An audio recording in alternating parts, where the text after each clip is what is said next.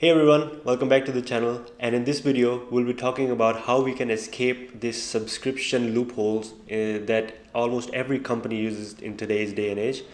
Literally subscriptions are everywhere.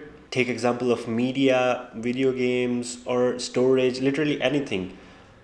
Even AI, there are some ways that you can locally run some models, but most of the AI companies give you subscriptions. And for media as well, like Netflix, Amazon Prime, HBO Max, they all charge you subscription and you don't own anything. That's the big motto of these companies in today's age, that you will own nothing and you'll be happy. And surprisingly, a lot of people are happy with it, but there are a lot of people who are not happy, like me. So we always try to find a way to get around it, because even when we are paying for a subscription, we don't get everything. Netflix doesn't have all of the media out there. HBO doesn't have all of the media out there, and then you have to pile subscriptions on subscriptions just to get all of the things that readily available if you want to watch. Or as an example, Google charges so much for a storage. If you just want to store your personal videos, photos, family trip photos and stuff like that, it's just a subscription, and it is only available to you until you keep paying the subscription. Back in the days, you could go to a physical store, pay your hard money and get a physical copy of a media, and it's yours to own as long as you keep that media in a good condition. And Microsoft and Xbox has taken it a step further. In India, you cannot buy Xbox anymore. Like the console Xbox, you cannot buy it. The only service Xbox providing in India is their Game Pass, and that's how you can play Xbox games. I guess if you were an Xbox fan, India is not the country for you. They have literally stopped selling Xbox units because they said they were not making profits on them, and people wanted a cheaper alternative. So that's their excuse to introduce the subscription service. I don't know how well it is going on. I have tried it. It was a bit finicky. It was not flawless. I have a fast internet, but even on my fast internet, the bitrate kept dropping like quite low, and it was not a good experience. But yeah, that's the kind of world we're heading toward, where each and everything is subscription based. But if you're mainly talking about media and your own personal things you want to store, and you don't want it to be taking space on your laptop or your mobile phone, well, home servers are the best solutions to that. And you will see through the video like how easy and how useful home servers are. Almost everybody has a laptop or a PC collecting dust because it's just not that powerful to use in everyday use. And you can use that old laptop or PC to run your own media server at your own home. And you can store all of your files, media in there, and you can access it on your phone. It will not be taking space on your phone or any other device on TV, and you can access it anytime. And I'll try to keep this video as beginner friendly as it can be. The home server can be run on multiple operating systems, but I'll be using Windows because that's what probably 99% of the people out there have on their old laptops or PCs. And everybody knows how to navigate Windows, and it's pretty easy. So the software today we'll be using is Jellyfin. There are other alternatives to it like Plex or MB, but they charge a little bit of a fee to use their infrastructure. But we can basically get the same thing in Jellyfin that we can get in Plex and MB. And the very first thing is to take out that old laptop or PC, clean it up, clean the dust, and see if it works. If it's a bit slow, I would say get a fresh install of Windows and do not install anything else on it. And after that, you just go to the browser and go to Jellyfin's website, and this is the official Jellyfin website. So we're gonna go to the download section, and make sure you're downloading the server and the Windows server. So we go to the downloads, select AMD 64 because that's 99% of the people out there have. ARM is the newer CPU architect that a lot of the newer laptops and computers are using, but the chances are you have that 64. So let's download the exe file. So once it downloaded, you just double click it and go through the setup. I agree. Keep it as a basic install. This will take care of all the network settings for you. And click next, next. Keep it installed in the default location, that is important. And click next and install. So once it's installed, it will say completed here, and then you can close the window and you will get a Jellyfin server icon on your desktop. Double click it and you will not see any new window open up because it's not a graphical interface application. So you have to go down here and you have to see the Jellyfin, and if the start Jellyfin is grayed out, it is running. So all you have to do is open Jellyfin. This will open up a browser, and you see here it is setting up the server for us, so it's gonna take a couple of minutes. If it says server unavailable here, that means it is still setting up the server, so just give it a minute or two. After a minute or two, if you refresh, you'll get a setup screen. This is the setup guide, so you can name the server whatever you want. For this purpose, I'm gonna name it test, and English is what I want.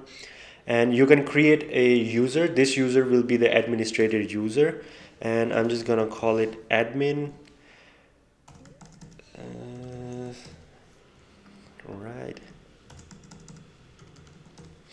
All right, and click next.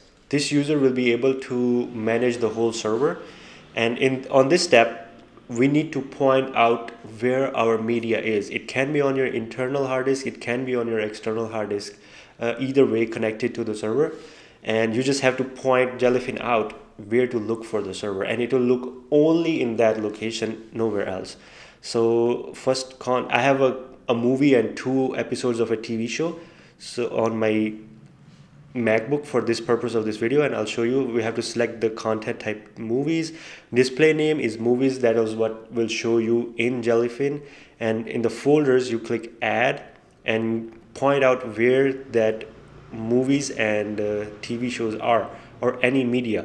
For me it's in this movies folder. I select movies. Always try to separate your media in different folders. Like I have my movies in movies, and TV shows in TV shows, and all of the other home media and all of the family stuff in a different folder. So enable this library. You don't have to do anything else in this, so just click OK, and it'll add that movies folder. And now I want to add TV shows, so I go to shows. It will show shows, and then I have to point out where that is. It's in my downloads, and it's in the TV shows folder. Hit OK. Don't have to do anything here. OK, and that's it. You're set. Click next. Language, region, whichever one is good for you. This is important. Allow remote connection to this server. Check that, and you're done. Finish. So I log in with the user I created, and here it will recognize the movies and the TV shows that I have. It will take a little bit of time to generate the artwork for both of them. That's it. That's basically it. So once this is done, your server is set up. So if you want, let's say if you want to have a home server and provide the access to your family members, you can go to here dashboard and users. You can add more users, name them, give them passwords, and just like a Netflix user profiles, these will be different user profiles. They can log into their own profile. All of their like whatever they're watching, continue watching, their recommendations would be in separate profiles for each and every family member. And on general dashboard, you can see if the server is running, how many movies, series, episodes, photos, music, whatever you have, how much storage space you are left. And on the server part, that's it. You don't have anything else to do on the server part. And the next thing would be probably to download the client. We go back to Jellyfin's website. I'm doing this on the same machine, but you can do it on any other device. You can do it on your mobile phone, TV, Android TV, Mac OS, anything, any other device that you have that you want to access the media on. You go to the downloads on that device and you select client, and you select Jellyfin media player.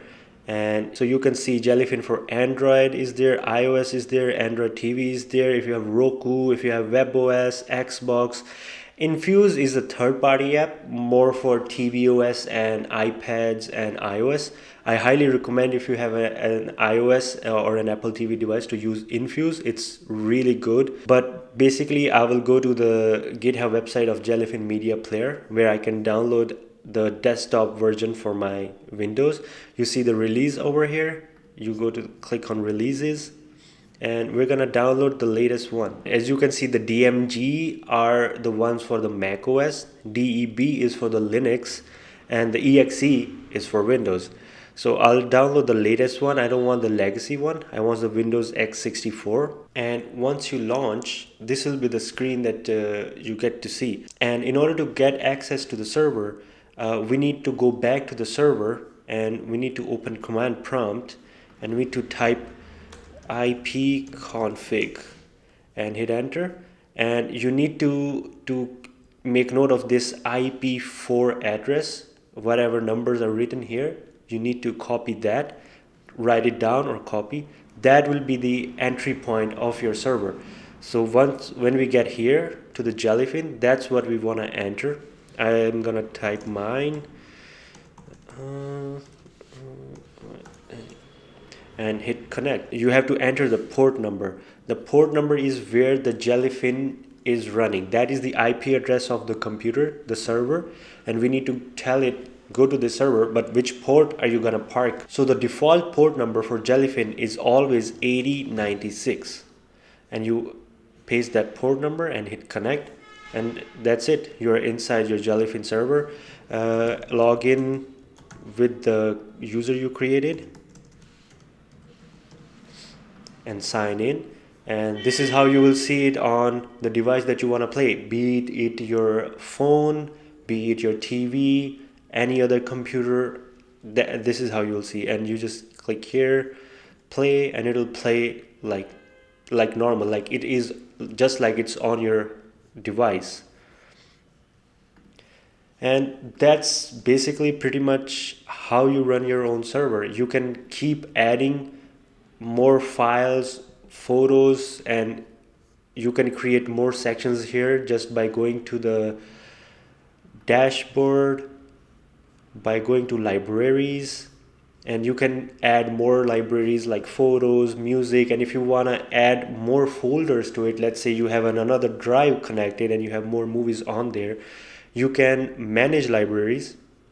You can add another folder and it will scan both of those folders, meaning 2 drives, 3 drives, 4 drives. There's no limit to it. And as you copy more stuff to these folders, Jellyfin will automatically scan them and add them to your server, and you don't have to do anything. It will automatically scan and they will start showing up here.